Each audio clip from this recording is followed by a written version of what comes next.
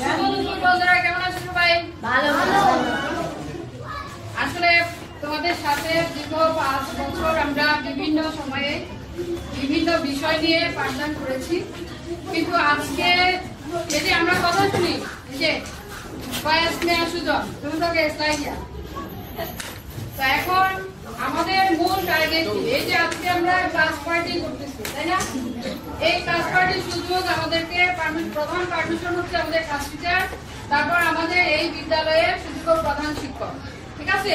আর আমরা যারা 10 জনের আমাদের একটা টিম এই স্কুলে, আমরা সবাই তোমাদের সাথে আছি। আমরা দীর্ঘদিন যাবৎ চেষ্টা করেছি, করোনা থেকে শুরু করে 2020 সালে 20-21 এই 2টা বছর ছিল বেশি করোনা মহামারীর সময়।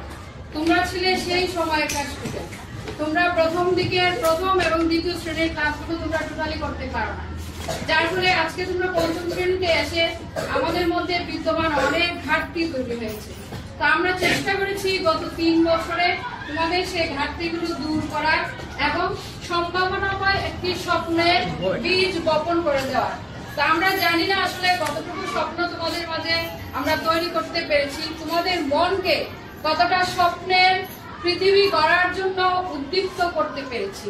তারপরও আমরা মহান আল্লাহ তাআলার কাছে শুকরিয়া আদায় করি যে বিগত 5 বছরে আমরা এই পর্যন্ত এসে আমাদের শিক্ষার্থীরা সুস্থ এবং স্বাভাবিকভাবে তাদের শিক্ষার প্রাথমিক ধাপ শেষ করার জন্য আজকে প্রায় শেষ প্রান্তে। 2 তারিখ থেকে তোমাদের পরীক্ষা। তোমরা মনে করো না যে আগে সমাপনী ছিল, একটা বিশাল ধুমধামে আমরা পরীক্ষা দিয়েছি। এই বার্ষিক পরীক্ষাটা কিন্তু তোমাদের জীবনে কিন্তু অনেক বড় একটা চ্যালেঞ্জ। এই পরীক্ষায় যারা ভালো রেজাল্ট করতে পারবে তারা কিন্তু ভালো ভালো প্রতিষ্ঠানে শিক্ষা লাভের সুযোগ পাবে। প্রাথমিক শেষ করে তোমাদেরকে যেতে হবে মাধ্যমিকে, তারপর মাধ্যমিক, উচ্চ মাধ্যমিক, তারপর হায়ার স্টাডির জন্য তোমাদের দেশে বিদেশে বিভিন্ন জায়গায় তোমরা শিক্ষাদান অর্জনের জন্য যাবে। তা আমরা দোয়া করি এবং আমরাও স্বপ্ন দেখি আমাদের কোনো শিক্ষার্থী আমাদের মতো শিক্ষক না হয়ে অনেক বড় বড় ডাক্তার, ইঞ্জিনিয়ার হোক।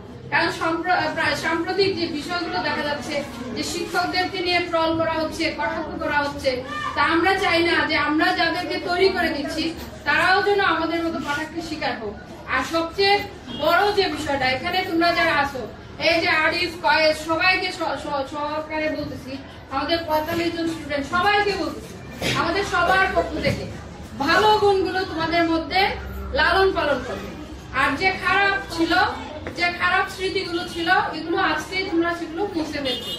তোমাদের পাঠদানের ক্ষেত্রে সবচেয়ে রূঢ়, কঠিন এবং মানে এরকম ছিলাম সম্ভবত 2-1 টিচারের নাম বললে স্কুলে আমাকে তোমরা প্রথমেই ধরো, কারণ আমার ক্লাসে তোমরা বেশি সময় থাকতে চাইতে না, অধৈর্য হয়ে যেতে। কারণ ইংরেজি একটা চ্যালেঞ্জিং সাবজেক্ট ছিল তোমাদের জন্য, চ্যালেঞ্জিং বিষয় ছিল, ল্যাঙ্গুয়েজ ছিল, যার ফলে আমরা প্রথম থেকে ভয়ে ভয়ে থাকতাম যে আমরা ইংলিশ ক্লাস করবো না।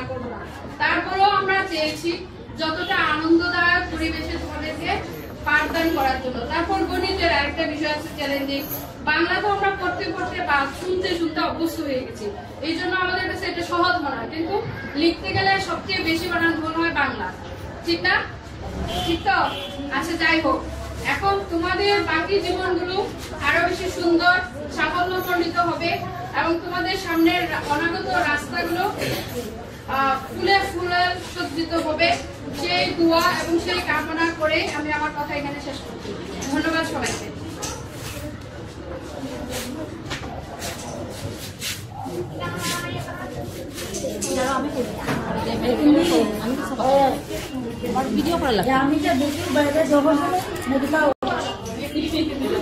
না করো কেউ লাগাও না, এই তিনি